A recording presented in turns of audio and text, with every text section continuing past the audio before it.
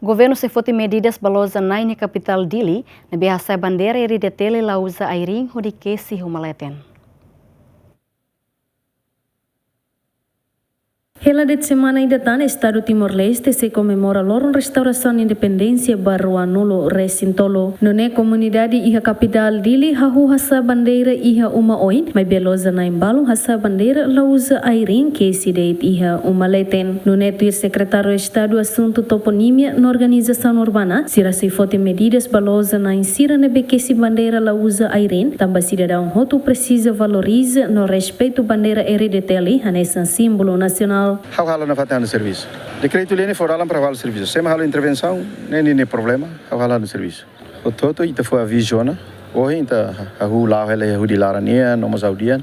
Ita foi a visiona para o todo pela sa bandeira. Tau e a bandeira ne kuda herai. Ring ne tau herai as.